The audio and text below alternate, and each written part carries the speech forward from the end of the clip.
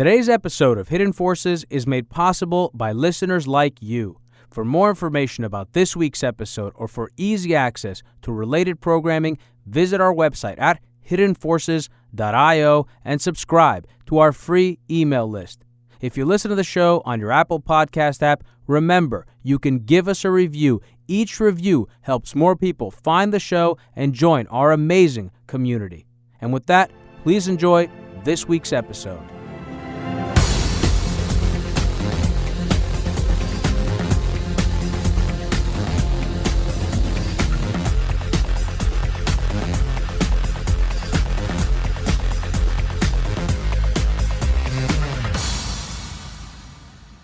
What's up, everybody? My guest on this episode of Hidden Forces is Irshad Manji. Irshad is a public intellectual of the sort that we desperately need more of today.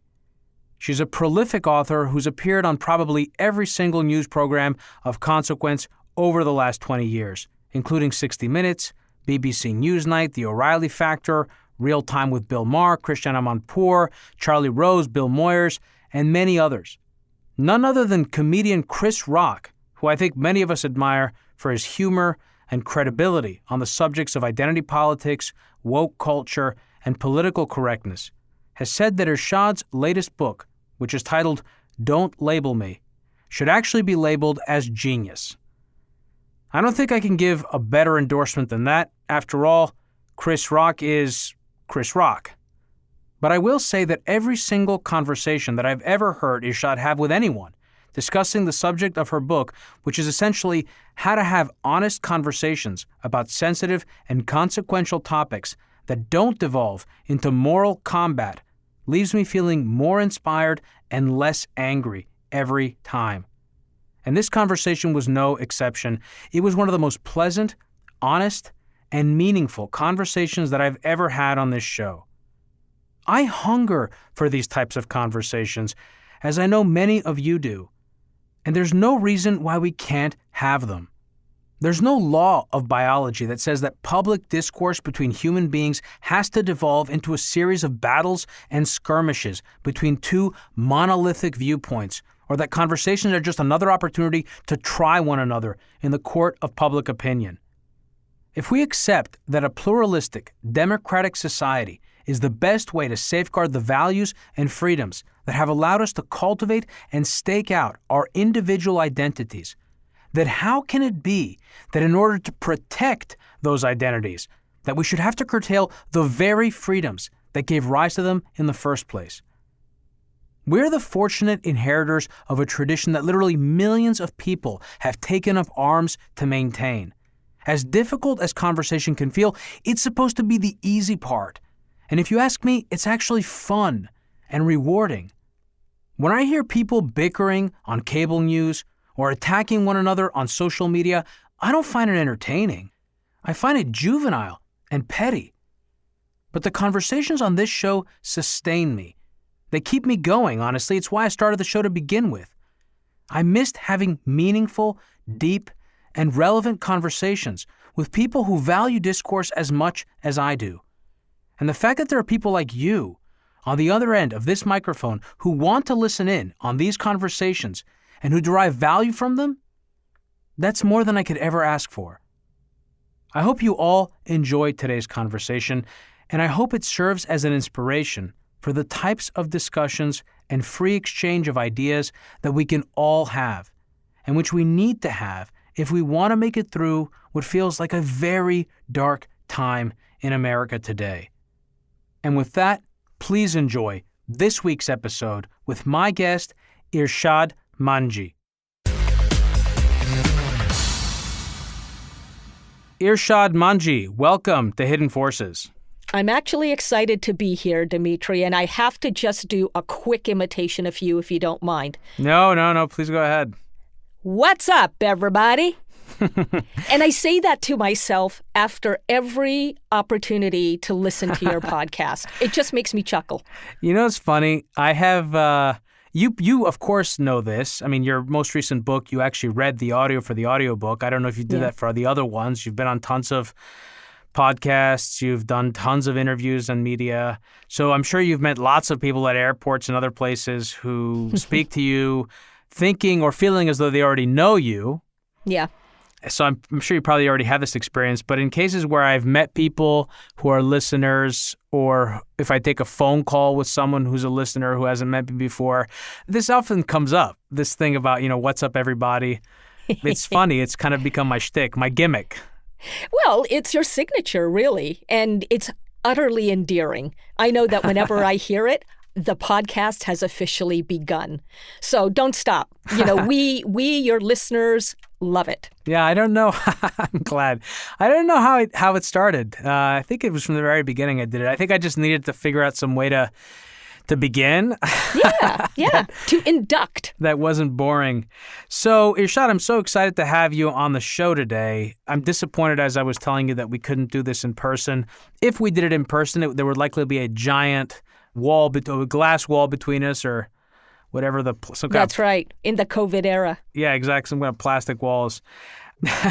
I can't think of actually a more unsafe environment to be in if either person had COVID-19 than a studio talking directly at each other, But I really miss doing the interviews in person with people. It's like the thing that I miss the most from the pre-COVID period. I can't wait for us to get back to doing that. I'm with you on that. There's nothing like good old-fashioned person-to-person conversation.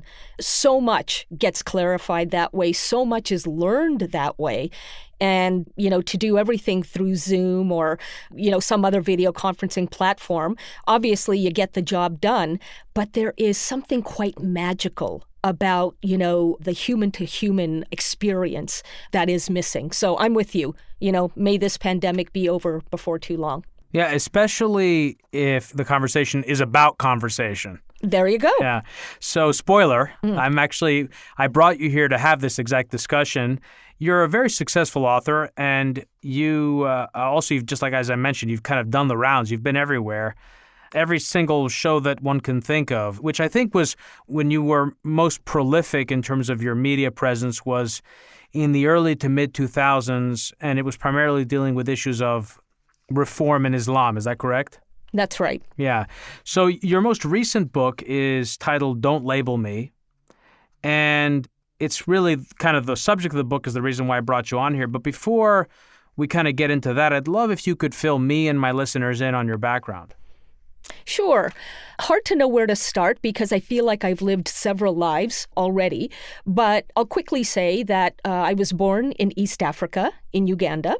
And my family and I, along with hundreds of thousands of other families of South Asian heritage, were booted out of Uganda by the military dictator, General Idi Amin. And so at a very early age, I knew about prejudice. It turns out that he expelled us because we were brown-skinned. We were not black enough for the continent of Africa. And it was at this time that the very legitimate aspiration to independence that was sweeping the continent of Africa had corroded, congealed into the fever known as Pan-Africanism, which Idi Amin nicely summarized by declaring Africa belongs only to the blacks. Well, that's interesting because my family and I had been in Uganda for 3 generations. We had no passport to any other country. We were Ugandan through and through, and yet, because of our brown skin, we were told we did not belong. So we fled, and the only country at the time willing to accept us was Canada. And that's where I grew up, mercifully, on the West Coast, just outside of Vancouver, British Columbia. And as I grew up, I attended 2 kinds of schools. From Monday to Friday was the regular secular public school of most North American kids. And then on Saturday, every Saturday, for several hours at a stretch, I attended the Islamic religious school.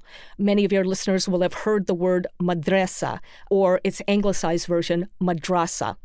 And that's where I would go, once a week for 8 hours at a time. And I started off having some pretty basic questions, but my basic questions also turned out to be highly inconvenient ones. And I remember the question that got me expelled from the madrasa at the age of 14. My teacher that day was instructing us in why we could not take Jews and Christians as friends. And I said to him, well, wait a minute. I mean, they are people of the book. Some of my favorite people, in fact, at public school are Jews and Christians. So I'm trying to understand, sir, why are they haram to have as friends? Why are they forbidden to have as friends? And probably because I had asked far too many questions over the years as it was, he snapped and he told me, look, either you believe or you get out. And if you get out for good. Well, I had to make a choice in that nanosecond. And my conscience told me that what he was ordering me to believe was a lie. And so I stood up and I was in my chador. I walked straight past the boys section, which was scandalous in and of itself. And get this, Demetri, I'm not proud to admit it, but I have to keep it real.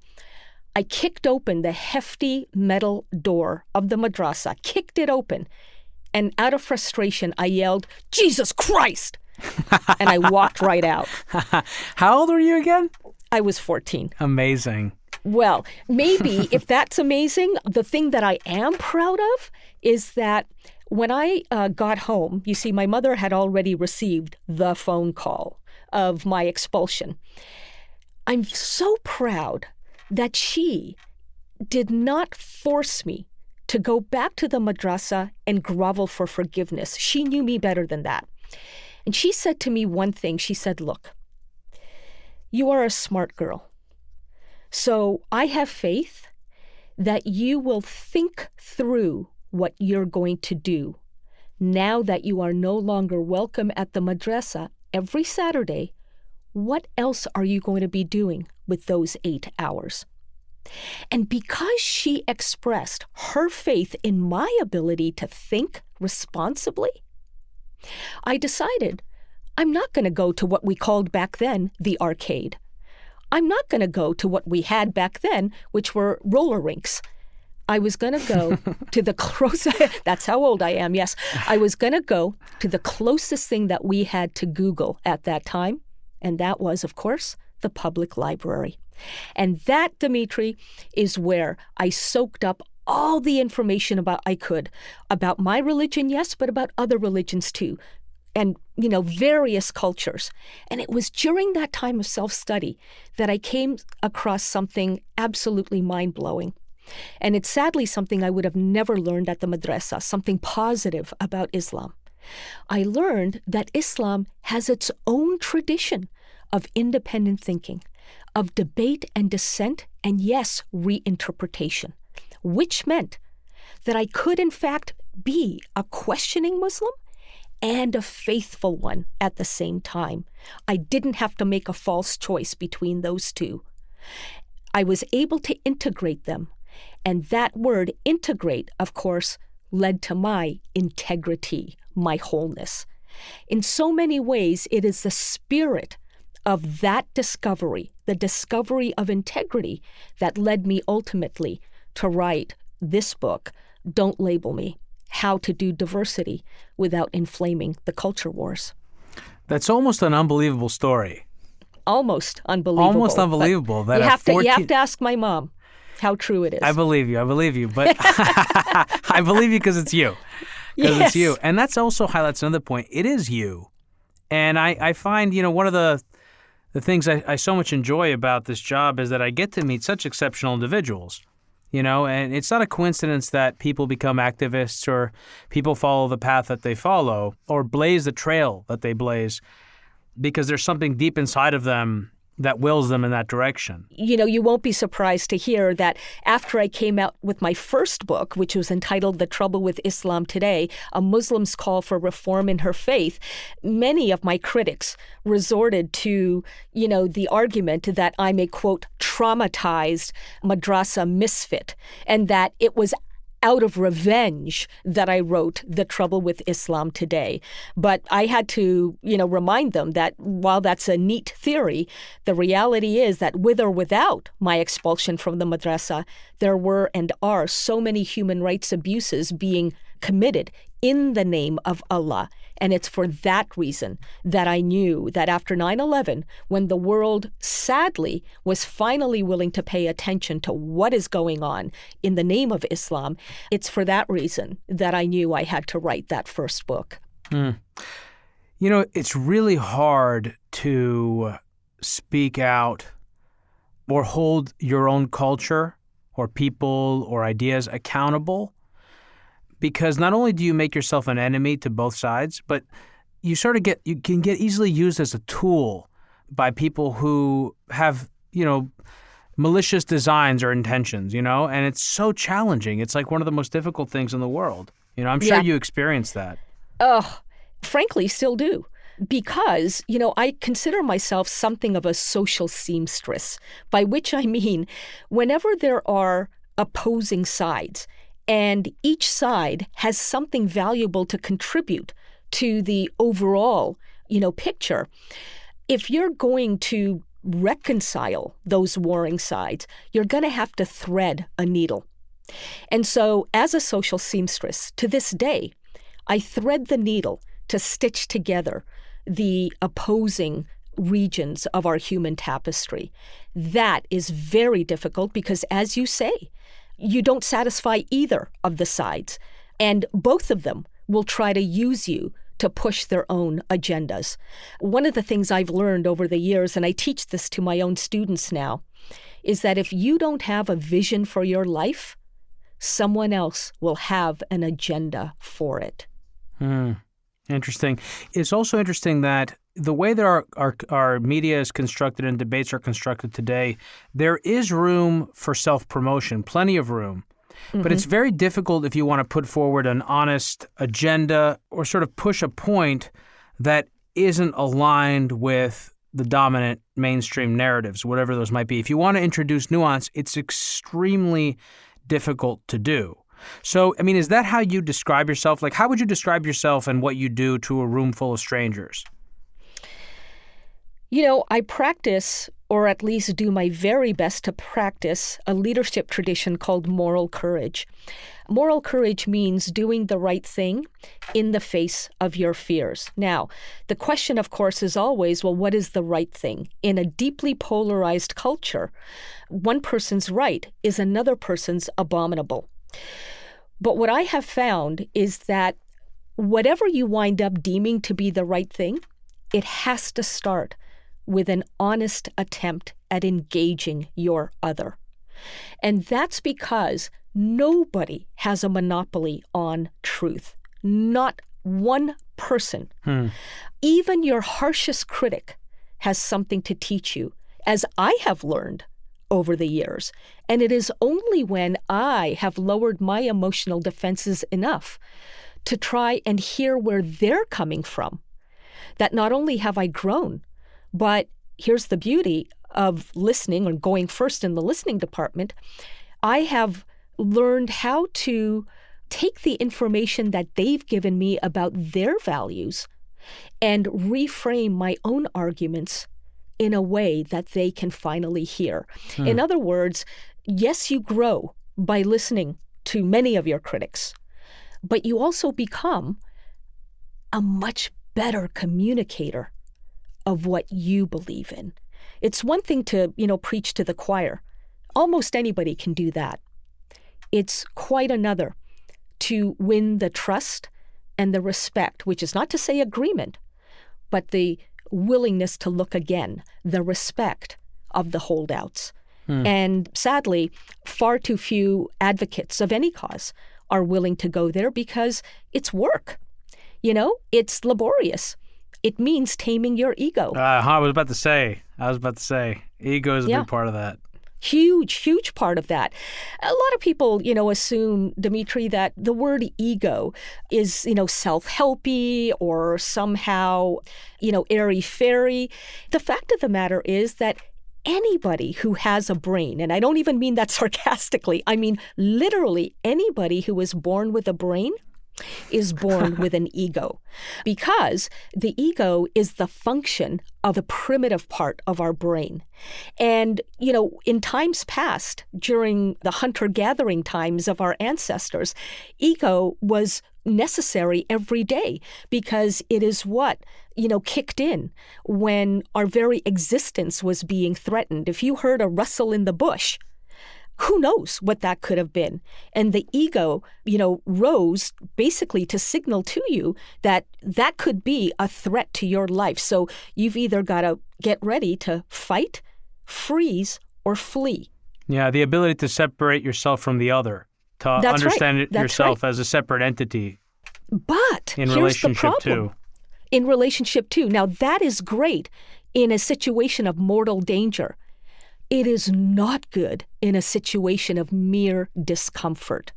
And that's the problem with us caving to the ego today, is that when we are being disagreed with, the ego tricks us into believing that your very humanity is being questioned. Your existence is being jeopardized. So you better get ready to fight, freeze, or flee.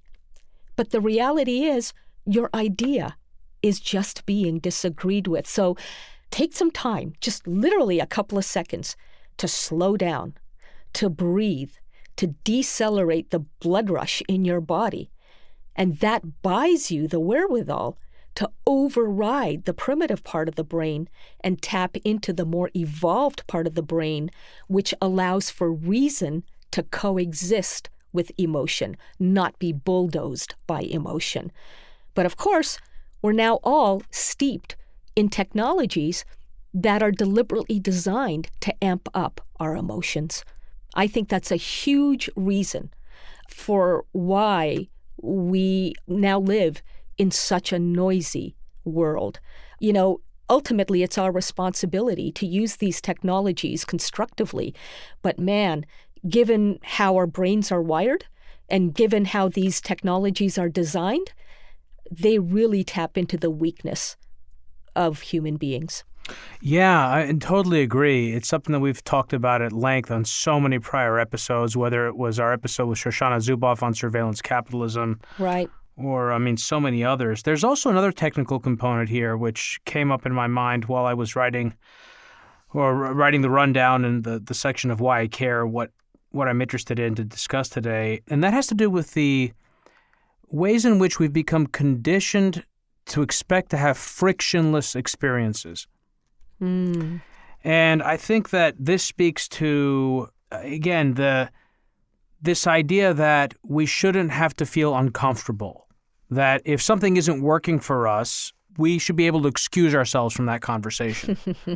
Which that also is kind of incoherent, because at the same time, many of the people that say that then put other people in a position that's extremely uncomfortable or where they feel threatened. And then at the same time, you have concepts like white fragility, which suggests that white people, when they feel uncomfortable around conversations dealing with race, even if they're being attacked as based on their race, that is actually evidence of their privilege. And so it's almost like this giant gaslighting mind, effing kind of thing, Yeah, absolutely. I'm glad that you raised this poisonous concept of white fragility. I say it's poisonous, it's toxic, and it's misleading. Let me first say why it's misleading. Well, maybe you can also tell our listeners what it is, because not everyone's going to know what it is. Absolutely. So there's a book that has steadily, risen up and ultimately topped the bestseller lists during the anti-racism protests that have been sweeping the nation. And that book is called White Fragility. And it claims that white people are so entitled to feeling comfortable that whenever hard conversations about race need to be had, white people will always meet those conversations with resistance, with defensiveness, with denial, with hostility, and even with venom. Now, I have to say, sure, some white people fit that bill. But it's not because they're white, Demetri. It's because they're human. And let me explain what I mean. Compare that to the Muslim fragility that I encountered when I traveled the world talking about the need for liberal reform within my faith of Islam. I quoted from the Quran, Islam scripture, to back up my case. I talked about our own tradition of independent thinking, which means that we didn't have to turn to, outside foreign influences in order to rediscover the best that our religion has to offer. All of the raw materials for reform were already within the faith. And yet, so often, too often, I experienced denial, consternation, condemnation, vitriol, and on occasion, violent threats. Now that would qualify as Muslim fragility. So are we really to believe that only white people are fragile? To the degree that white people are fragile, according to this concept of white fragility, it's not because they're white, it's because fragility is a human condition born of the ego, which is a universal power within each of us. And if we're not aware of it, it becomes not only pervasive, it becomes pernicious as well. Of course, none of this is discussed in white fragility. And as a result of the comparison that I've just given you, that there is such a thing also then as Muslim fragility, as Black fragility, as queer fragility, male fragility, female fragility, you name it, that we cannot simply put this on white people and reduce such a huge swath of humanity to that one negative characteristic. I said that this concept of white fragility is misleading, so that's what I mean by that. But it is also toxic. Why? Because when we focus on demographics, we immediately erect walls in people's minds. And this, again, is because of the way the brain works. I'll give you a classic example. Take the phrase, Black Lives Matter. We know that Black lives certainly need to matter. And according to some statistics, Black lives are disproportionately on the firing line by police brutality. But by naming this movement Black Lives Matter, it immediately sets up in the minds of those who don't already agree with that phrase that, oh, Black lives matter, huh? Okay, I guess that white lives don't matter. And organizers of Black Lives Matter have often said, no, that is not what we mean. But what they have failed to do, Demetri, is work with human biology. They have played right into the ego's trap. I think that this movement would have made much further strides many years ago had it been called something like Black Lives Matter too, as in white lives matter, yes, but Black Lives Matter too. Or if they indeed had adopted the phrase all lives matter. And I know, believe me, I've said this before and I've gotten a lot of flack for it. Yeah. I know that a lot of people, when they hear this, they think, oh, Irshad just wants white people to be off the hook. This is an ego-gratifying delusion on the part of people who just bat away, the idea that you need to name things in a way that doesn't make people defensive. Because again, it is not just white people who are made uncomfortable when we focus on demographics. There's a very interesting social psychologist at Yale by the name of Jennifer Rickerson, who has written papers on the fact that when African Americans or Asian Americans are told that Hispanic Americans are growing in number, people from those two groups, African American and Asian American, become more conservative. They are triggered to become more conservative because they fear losing status.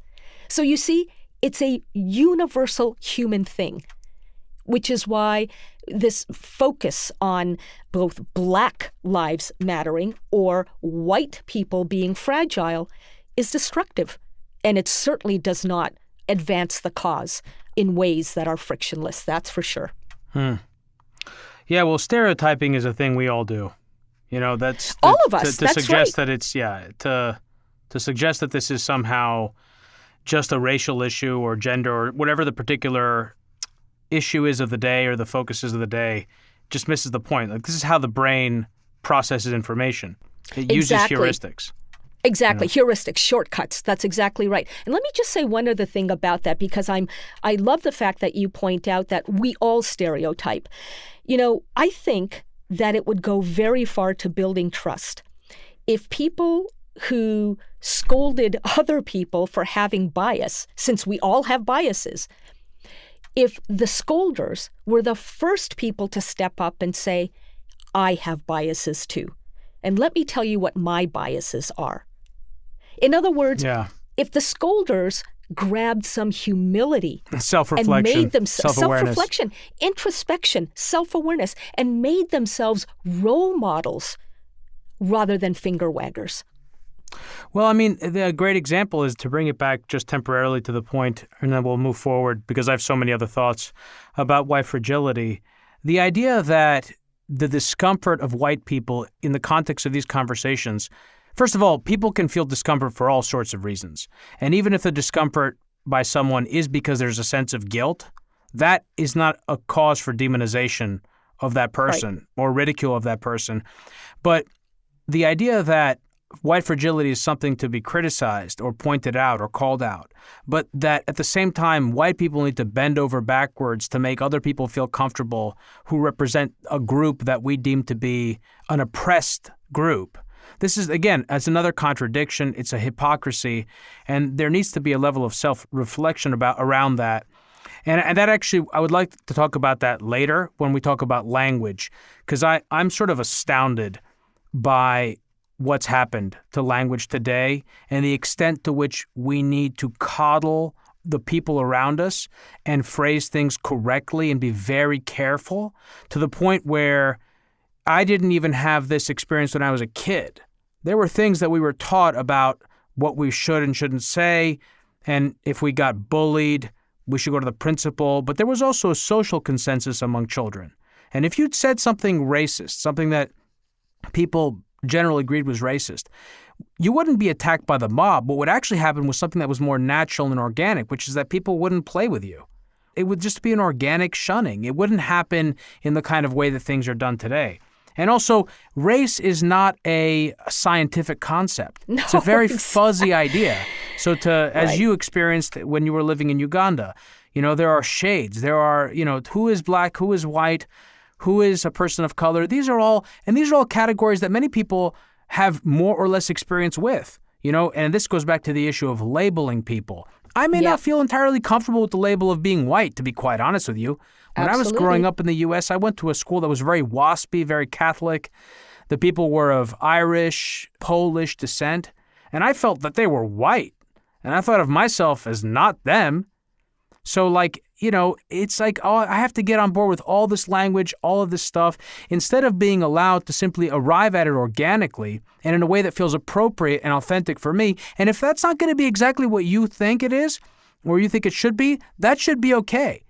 Because otherwise, we're not actually making progress as a society. What I'm simply doing is, out of fear, I'm kowtowing and I'm adopting the language and the servile rhetoric that I need to in order not to be punished. But when the moment and when the opportunity changes, or when the tables turn, I, and not me specifically, but I, or my representative, quote, group, is going to turn against you. And this is not a white-black thing. This happened in Iraq after the fall of Saddam. It happens in every country. People constantly divide. We said stereotypes, heuristics. This is how the brain processes information.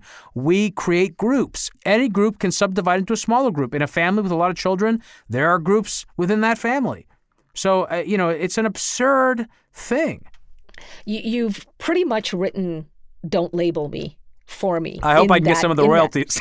Yeah, your check is in the mail, Demetri. Yeah, you've heard that one before, right? Look, I want to pick up on one thing that you said moments ago, which is that I have to kowtow. So many people feel today that in order not to be, quote, canceled, in order to not have their professional reputations, besmirched or outright obliterated, that they're just going to have to clam up and conform. And I think that this is the worst thing that can happen in a society that deems itself to be free. You don't have to kowtow. Now, I'm not saying that you have to be reckless and lash out at, people who are asking you to have more sensitivity in, how you refer to some people or how you frame, your points. There's no need, at least early on, for lashing out. What you can simply say is, I don't feel that people are really captured or described accurately by labels. If you're going to treat me, and let's say I'm a so-called straight white guy, if you're going to treat me simply as a caricature, a cartoon of a straight white guy, then to be honest, you're not really seeing me for who I am. You're assuming that what I am is the same thing as who I am. But in order to really know who I am, you have to engage me as an individual. Let me tell you something about me that you don't know, simply by virtue of the labels that you have assigned to me. I think that would be a fascinating experiment for all of your listeners to undertake, no matter who they are, straight white guys, queer, Muslims, whatever it may be, to just tell somebody who assumes something about them, here's what you don't know, merely by assigning your labels to me, and watch a really interesting conversation bloom from that.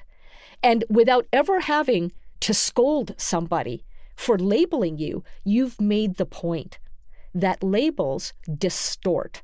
They never capture who any of us is in all of our complexity. Well, they also rob us of our right to self-discovery. That's right. I don't have to define myself. In fact, by defining myself, I limit my capacity for self-discovery. And I also limit my capacity for evolution. If I already come with a preconception about who I am or what I believe, well, first of all, I'm less open to really learning what I believe and what I feel.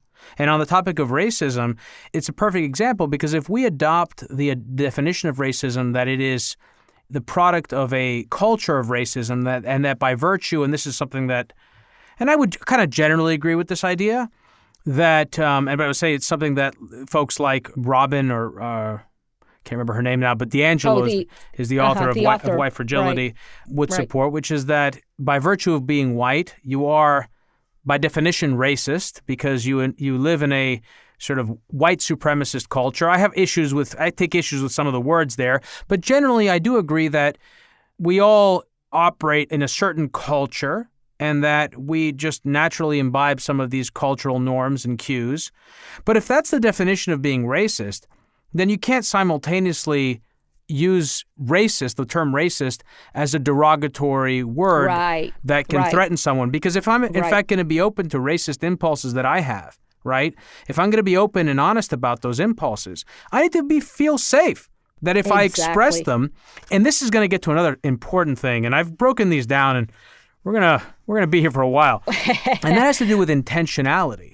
Right now, we live in a culture where there seems to be this odd idea that's taken us by storm, which is that intentions aren't really important. What really matters is how the other person took offense or how the other person experienced what you said. But if that's the case, then if every white person in America is inherently racist, then it means that there's no really differentiation between people who are racist but want to actually live in a world where we move towards a more equitable, less hurtful society. If I engage in a conversation on this, if I say something racist, if I say something that someone else takes as racist, but I didn't mean it that way, and not only did I not mean it that way, but I actually want to understand what you mean, because I genuinely actually care how you feel. Because guess what? There are a lot of people that actually care how other people feel. For sure. And let me just say about exactly what you've said. We run into another wall in the way that anti-racist activism is so, popularly conducted today. If you, Demetri, genuinely want to understand more about how to become, in the lingo of the movement, an ally, so often you're not even allowed to ask that question, because you will hear, in reaction to that question, you will hear, well, it's not my job to educate you. And, that is the ultimate irony as far as I'm concerned. So here, activists want people to be educated about these issues. But when many of them say, great, I am at your behest, teach me, they are then told, I'm tired, I'm exhausted, it's not my job to educate you. But hold on, if that's your reaction to somebody who earnestly wants to learn, then don't be surprised if they feel so demeaned by that interaction that they will not feel motivated to learn about the issues on their own. And as I detail in Don't Label Me, this is one of the reasons, out of many, but certainly one of the reasons that so many young liberal men have turned to extreme right-wing politics because they have felt shamed and humiliated by the very people who, pursue justice. But they have been, in your excellent language of earlier in this conversation, they feel gaslighted. Well, dignity is a huge thing, and I've talked about this. It's a huge thing. No, sometimes it's everything. Look, take you, a great example. At 14 years old, you stormed out of your class, and you never came back because you felt that your dignity was on the line here. You believed something, and you were being told that you had to accept something you didn't believe. And so you just didn't accept that. And I think that it's very difficult for people who have a strong sense of right and wrong and dignity. And, I've brought this up in various instances on this podcast. Although we've only done, I think, maybe 4 episodes dealing specifically with this issue, this larger, broader issue of political correctness, wokeness, cancel culture, et cetera. I've talked about it in other episodes. And, when I grew up, I was a fiery kid. And I didn't allow myself to get bullied. When people tried bullying me, I fought back. And that's just one example in all sorts of places. So since I was a kid, that's who I am. I'm not going to start getting bullied right now. So if you push me, and there are lots of people that are like this, you're not going to get a very good reaction.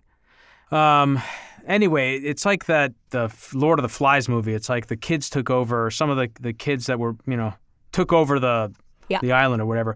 So one of the things I actually want to do, Irshad, is because I do want to discuss your book and I want people to understand what it's about, but I've also written now a number of things that I wanted to cover with you in this context. One we kind of did, which was all these labels like white fragility, toxic masculinity, white privilege, etc., rape culture, etc., and how some of these words are kind of turned around and used in a very kind of racist way and make other people feel very threatened. And I think we kind of covered that. Yeah. But then there are these other ones that are really interesting. One has to do with freedom of expression. And that's something I want to talk first with you about, but I want to highlight some of the other ones because I think they're important. The second one has to do with power. And I just think this is not discussed properly.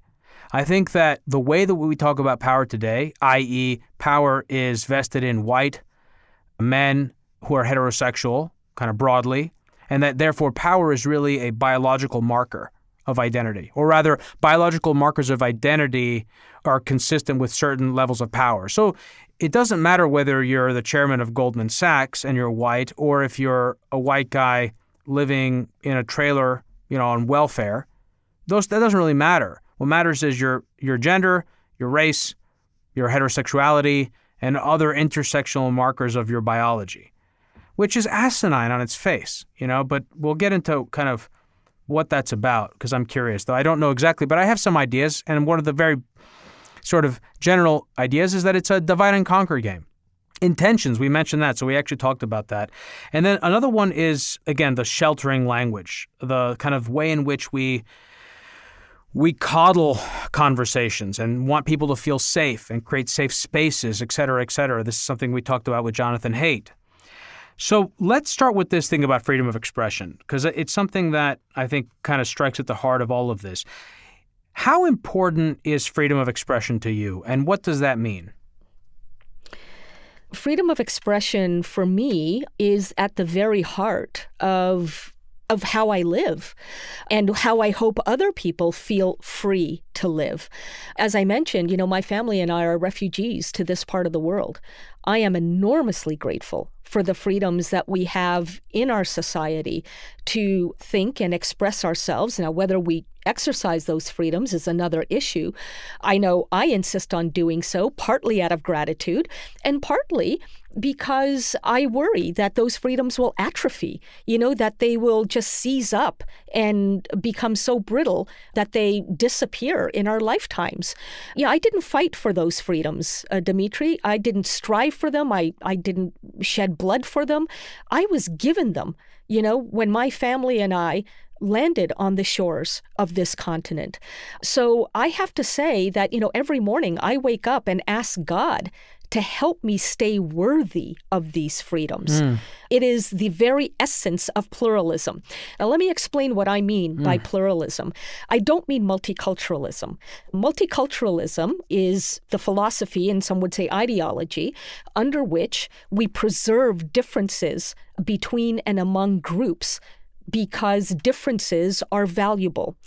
But what multiculturalism does, it reduces, again, people to the groups that they are thought to belong to.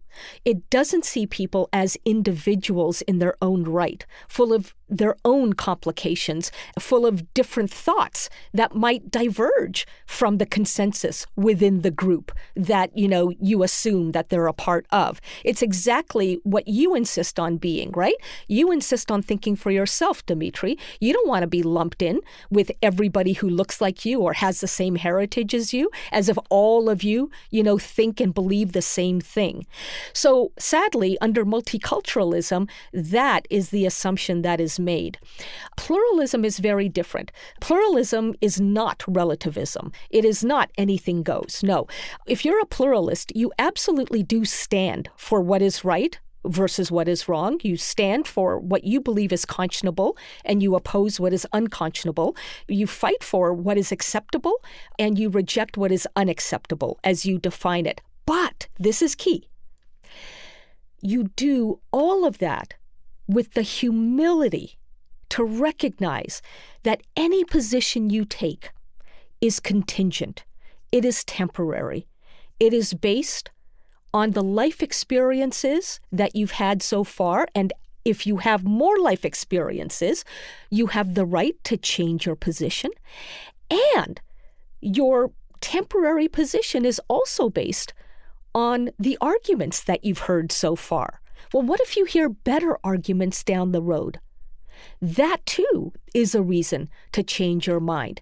But you can't hear better arguments if you don't have freedom of expression, because all kinds of ideas are lost to self-censorship. So for me, freedom of expression is the lifeblood of the examined life itself. Well, it's also the tradition, the intellectual tradition of our republic, and the ideas of people like John Stuart Mills, who of course was writing after the founders. But this gets to the heart of liberalism and what is liberalism, because there's this weird conflation of what is this modern leftist movement with liberalism. It's because it's profoundly anti-liberal. Exactly. It's very illiberal. It's illiberal. And also, something you said earlier made me think about this. It might have been the fact that when we engage in the marketplace of ideas, we come to more developed views about things. But this is also integral to our epistemic tradition, our Enlightenment tradition. This is how we come to views about things, and this is exactly what you did when you left that class on Saturdays and substituted it with going to the library. Right. You wouldn't have, you did that on your own. This information was accessible to you and you didn't need someone else to authorize it. You learned it on your own and you came to your own view. Exactly. And for those, who may be thinking right now, well, there they go again, equating Western culture with universal culture, let me be very clear. Even in Islam, freedom of thought is meant to be treasured. I can hear the laughter already. Of course, the way it's practiced often stifles freedom of thought. But, this tradition of independent thinking that I discovered in the public library, which is associated with Islam, actually saved my faith in my faith. And as many of your listeners will know, there was a time about 1,000 years ago when Islamic civilization led the world in curiosity, creativity, and ingenuity, precisely because at that time, freedom of expression, freedom of conscience were valued within the faith far more so than they are today. And I worry that what has made Islam so brittle over the years, the fear of critical thinking, is something that is infecting, and yes, I do use that word deliberately, infecting, causes today that as varied as social justice on the one hand and free expression on the other.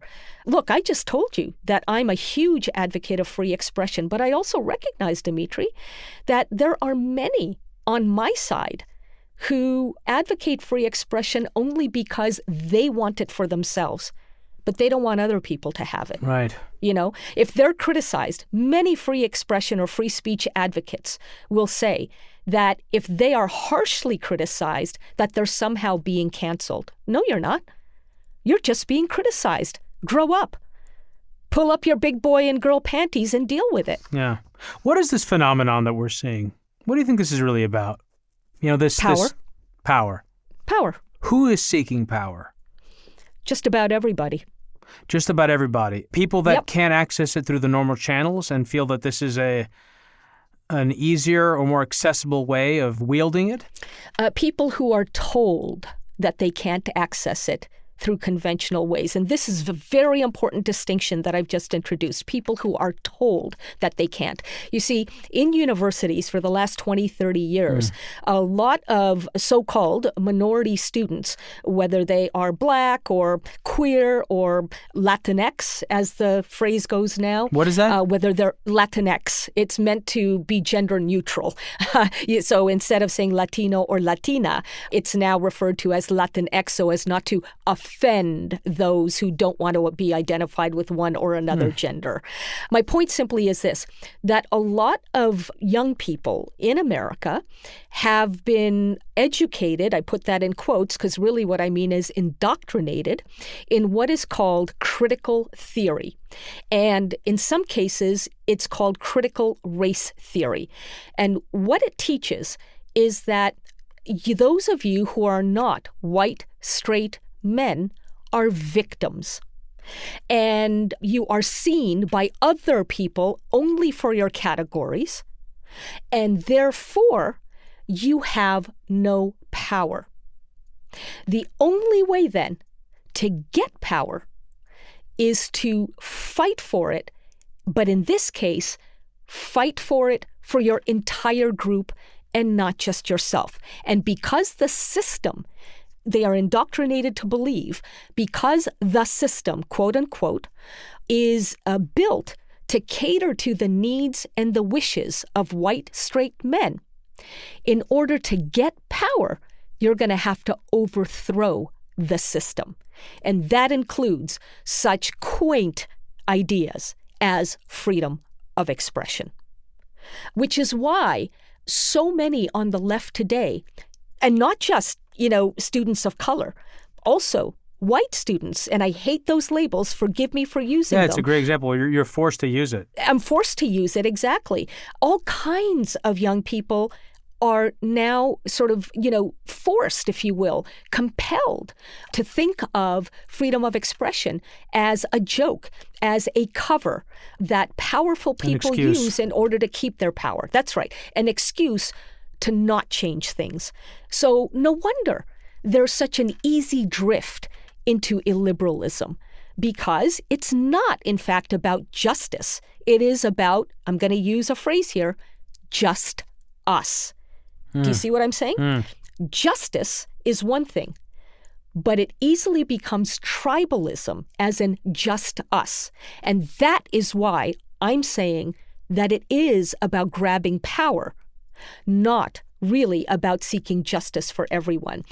I'll say one other thing before I give the floor back to you. You've really got me going now. I'm happy about which that. Which is that the work that I do, Demetri, is about changing the game. I'll explain what I mean by that in a second. But what I see going on today is that the game isn't changed. It's just that the uniforms of each team are swapped. Meaning, if you are deemed to be on the team of the powerful and someone else is deemed to be on the team of the powerless, then the powerless team simply wants your uniform. They want to wear the uniform of the powerful. That is only swapping jerseys, but it's not changing the game because the game is still created by ego, right? It's not about dismantling, the systems that we are told has led to oppression. It's simply about now the oppressed wanting to become the oppressors. Well, I'm sorry, but how is payback the same thing as progress? It's not. This is why I'm saying the game isn't changing. Only the jerseys are being exchanged. And that's why I make it a point to emphasize that whether you are advocating for free speech or whether you are advocating for social justice, if you are letting your ego lead you into the trap of becoming dogmatic, of not listening to your other, of actually assuming that you have the truth and nobody else does, then you're not a game changer at all. Totally. I have so many thoughts about this. One of the things that just entered my mind was something you said very early on, which was listening to other people and the importance of doing that. And it made me think also about how the practice of doing that makes you a much better partner. And it makes you a better partner in business and in your personal life. And it makes you a better friend as well. My marriage dissolved, Demetri, because, to be blunt, my partner believed she had the full truth. Of course, there's always a different, I'm coming from a biased place, obviously. But here's my point. There was a time when I said to her, I have never met anybody more prideful than you. It's one thing to be proud of who you are. That's beautiful. That's great. Don't let anybody shame you for being who you are. But it's another thing to be prideful, which means that you never say you're sorry. You never admit that you have responsibility for the collapse of something, including a relationship. And so if you're going to engage with your other, in order for that to be successful, your other is also going to want to have to engage. If that other does not want to engage and exploits you for your willingness to listen, then, nothing will be resolved. And unfortunately, that's what happened in my marriage. So I learned the hard way that sometimes you do have to walk away. I'm not suggesting for a minute that by going first in the listening department, all will be fine. No, I'm saying that sometimes it won't be fine, and you've got to have enough dignity to know when you need to walk away. But if you don't go first in the listening department, you'll never know how much can change. You'll never know whether that other person was willing to engage once they saw that they were not going to be judged for coming from the perspective that they come from. So it is a fine balance, and these are skills that I teach in Don't Label Me. But it is important, therefore, that relationships really do become relationships, not monologues that are then, assumed to be conversations. Well, this is a really great point, I think, to transition us into the overtime, because it highlights the real-world difficulty of actually trying to have honest conversations. Yeah. Because, one, you have to be open. You have to be radically open to self-examination, right? But at the same time, you also need to be able to know when and how to hold your ground. You need to be able to know what's right and what's wrong and where to say thus far, no further. And so there's no quantitative model that's going to spit out an answer for what to do here. That's right. There's no algorithm. There's no formula. Yeah, and no one's got the right answer for you. And anyone that says they do and they can tell you what's right or what's wrong and wants to punish you accordingly is an authoritarian with authoritarian impulses. And this is why it's so essential that we have a respect for conversation, for free expression, and that we have some model in our head for how to arrive at a consensus. That doesn't mean we're going to arrive at ontological truth, but if we have a template for how to work through our problems, whether that's in our personal lives or whether that's in the political arena, we can actually survive. And my fear is that we are in a really dangerous place. I know that a lot of pundits on television and in the media exploit this type of language, because for so many years, people, both on the right and on the left, use hyperbole to stir up emotions, and people tell people the Republic is lost or we're being attacked by fascists or whatever. But I'm genuinely concerned. I'm genuinely concerned because as the tensions ratchet up, there is the real potential for a next phase transition in authoritarianism, not just in this country and elsewhere. And it's also important to note that America is the most powerful, militaristic superpower on the planet. And we cannot afford to screw around with our republic. We have a responsibility not just to ourselves and to the people who fought for the freedoms that we now take for granted, but we also have a responsibility to everyone else on the planet who would suffer in the event that we lost control of this republic. And when I say that, I don't mean to suggest anything about the current president, because I think people's obsession over Donald Trump does us all a collective disservice. Because what we're talking about here, the issues here run much deeper, are broader and much older than anything that one individual can do. And whether it's this president or whether it's a future president, what worries me is the instability of our social and political fabric, and we're not doing a good job of stewarding that. It sounds like you wanted to say something, though. So yes, and you've given me the most beautiful segue. We're not doing a good job of stewarding that, and here's some data to your point.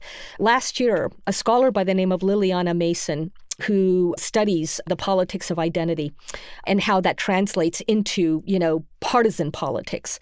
She released a paper that found that 18% of the Democrats surveyed and 13% of the Republicans surveyed agreed that some or more than some violence is justified if the other side wins the 2020 election. Very scary, very scary. Okay? That's like 1 in 5 people. Yeah. That is huge.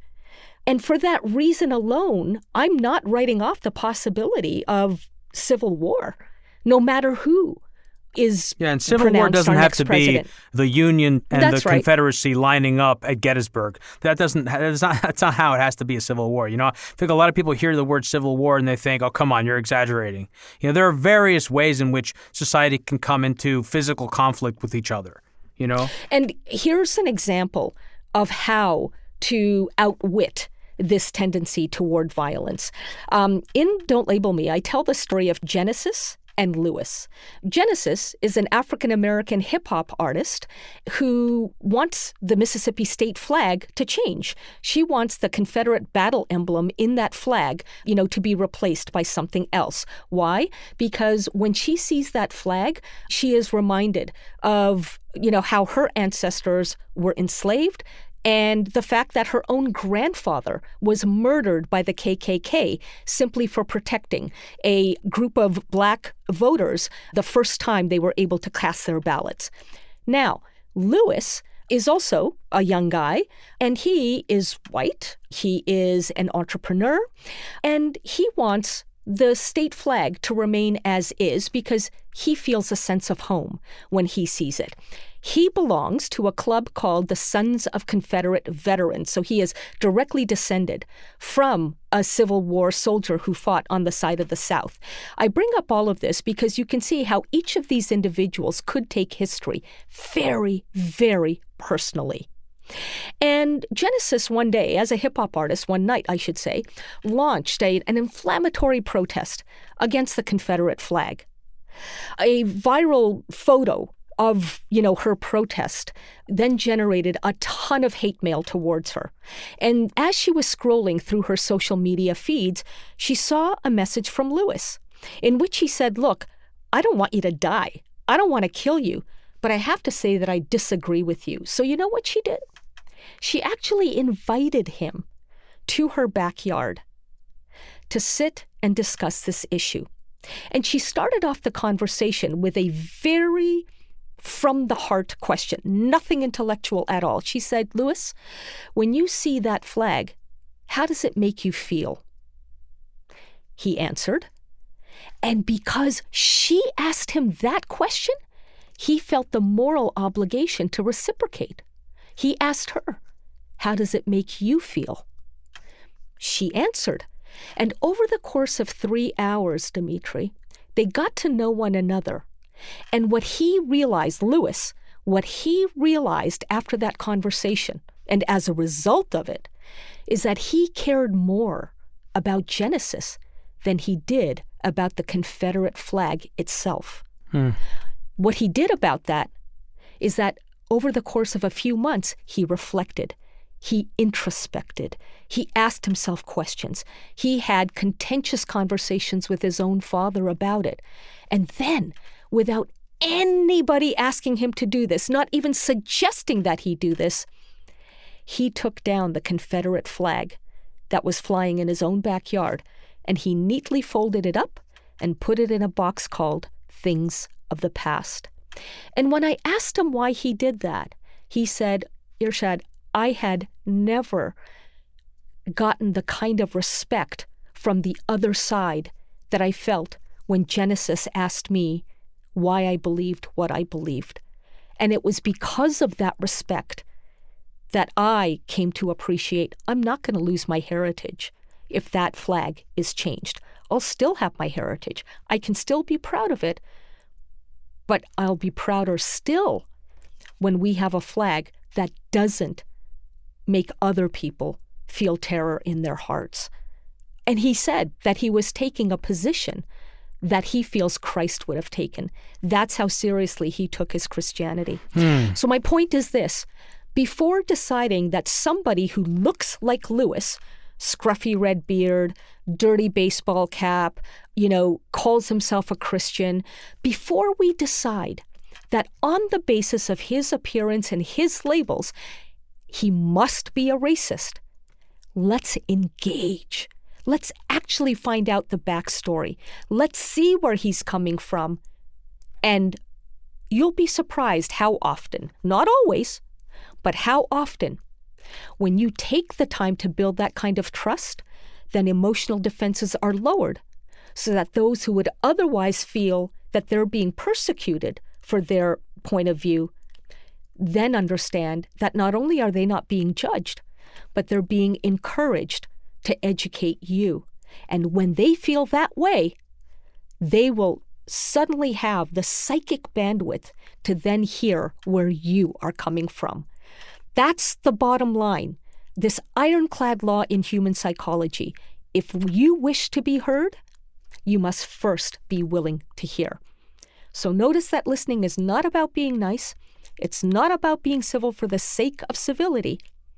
There's actually enlightened self-interest in it. It's a beautiful story, Irshad. It's from the book, and there are other stories like that as well, including your friend Jim. It's kind of a similar story of how someone that you can love and that walked you down the aisle, in fact, can also vote for someone whose political positions you could so disagree with. And I think that it's important to recognize that those two things can happen. And then I think it's our jobs to understand how people that we may disagree with on certain moral issues that might be important to us may still yet be good people. And we need to be able to figure out how to resolve those incongruities, because this is how we move forward in society. This is exactly right. That's the key, moving forward. I often say that we can, stand our ground and seek common ground. That sounds like a contradiction, but in fact, it's not. Here's why. You can have your position, But by engaging with somebody who profoundly disagrees with that position, if you believe, even after that engagement, that on the whole, you still are right in having your original position, great. Stand your ground. But in opening up the space for your other to be heard by you, you have just created a way to also seek common ground. So think about it like this. Standing your ground is about the what, the content, the actual issue. Seeking common ground is about the how, whether you engage or whether you shut down potential conversation. If you can balance your what with your how, that is what I call effective citizenship. I love it. So look, the thing that we were talking about earlier that I want to discuss into the overtime, or at least to start with, and then we'll get into other issues as well, is this concept of power. Because I think to me, it perhaps is the most important thing that we could discuss, because I think that we're getting played here. And I think there is a much larger game being played, and there are dynamics of divide and conquer happening in society. And I would like to explore with you what you think is really going on here. And what are the sources of this manifestation and things to that effect. For regular listeners, you know the drill. If you're new to the program, Hidden Forces is listener supported. We don't accept advertisers or commercial sponsors. The entire show is funded from top to bottom by listeners like you. If you want access to our premium content, which includes transcripts to every conversation we've ever had on the program, copies of my rundown, which are elaborate show documents created by me ahead of every episode, or if you just can't get enough of the podcast and you want to hear more from my guests, including my conversation with Irshad and the second half of that discussion, head over to patreon.com/Hidden Forces and subscribe. Not only is the content worth it, but it's a great way of showing your support for the show and the work we do. Irshad, stick around. We're going to move the second half of our conversation into the overtime. Happily. Today's episode of Hidden Forces was recorded in New York City. For more information about this week's episode, or if you want easy access to related programming, visit our website at hiddenforces.io and subscribe to our free email list. If you want access to overtime segments, episode transcripts, and show rundowns full of links and detailed information related to each and every episode, check out our premium subscription, available through the Hidden Forces website or through our Patreon page at patreon.com/Hidden Forces. Today's episode was produced by me and edited by Stylianos Nicolaou. For more episodes, you can check out our website at hiddenforces.io. Join the conversation at Facebook, Twitter, and Instagram at Hidden Forces Pod, or send me an email at dk@hiddenforces.io. As always, thanks for listening. We'll see you next week.